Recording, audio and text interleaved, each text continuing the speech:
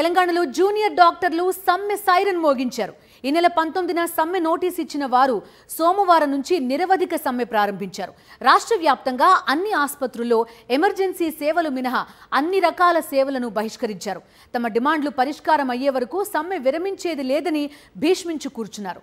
అయితే జూనియర్ డాక్టర్లతో వైద్య ఆరోగ్య శాఖ మంత్రి జరిపిన చర్చలు అసంపూర్ణంగా ముగియడంతో సమ్మె యథావిధిగా కొనసాగనుంది.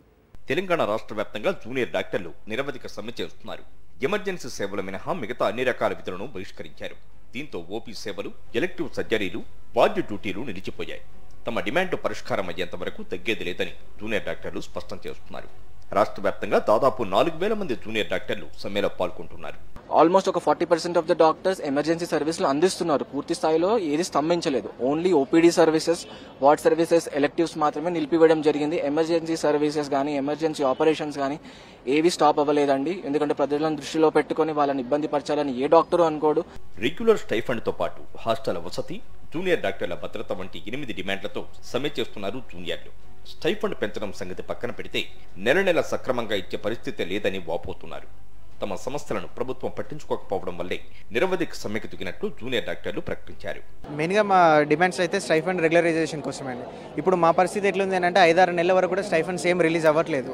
మేము నెల రోజులు పనిచేసినాము అని మా ప్రిన్సిపల్ దగ్గరికి వెళ్ళాలి, ప్రిన్సిపల్ నుంచి డిఎంఈకి వెళ్ళాలి, డిఎంఈ నుంచి ఫైనాన్స్ డిపార్ట్మెంట్కి వెళ్ళాలి, ఫైనాన్స్ నుంచి హెల్త్ డిపార్ట్మెంట్కి వెళ్ళాలి. ఇన్ని స్టెప్స్ పాస్ అయిపోయి మా దగ్గరికి స్టైఫండ్ రావడానికి 5-6 మంత్స్ టైం పడుతుంది. మా స్టైఫండ్తో మేము గడిచేది కాకుండా మా ఇంట్లోకి పంపాలి. మాకు కూడా కొన్ని నీడ్స్ ఉంటాయి కదా. 24 hours మేము పేషెంట్ సర్వీస్లో ఉంటున్నాము. మేము అట్లీస్ట్ స్టైఫండ్స్ పెంచమని కూడా మేము అడగట్లేము. మాకు ఇచ్చేది మాకు రెగ్యులర్గా ఇస్తే మాకు చాలు. సో దీనికి గవర్నమెంట్ ఎస్పెషల్లీ ఒక గ్రీన్ ఛానల్ క్రియేట్ చేసి ఎవ్రీ మంత్ పర్టికులర్ డేట్లో మాకు స్టైఫండ్స్ రిలీజ్ అయ్యేటట్టు చూడాలి. సూపర్ స్పెషాలిటీ సీనియర్ రెసిడెంట్కు 1,25,000 రూపాయల గౌరవ వేతనం చెల్లించాలని డిమాండ్ చేస్తున్నారు. వీటితో పాటు ఆసుపత్రుల్లో మౌలిక వస్తువుల కల్పన, వసతి గృహాలు, రవాణా సౌకర్యాలు వంటివి కల్పించాలని కోరుతున్నారు. ఈ విషయంపై గతంలో జరిగిన చర్చల్లో స్పష్టమైన హామీ రావడంతోనే సమ్మెకు దిగలేదని వారు చెబుతున్నారు. జూనియర్ డాక్టర్ల సమ్మె నేపథ్యంలో స్పందించిన ప్రభుత్వం నష్ట నివారణ చర్యలకు ఉపక్రమించింది. ఈ క్రమంలోనే తెలంగాణ వైద్య ఆరోగ్య శాఖ మంత్రి దామోదర రాజనరసింహ జూనియర్ డాక్టర్లతో చర్చలు జరిపారు.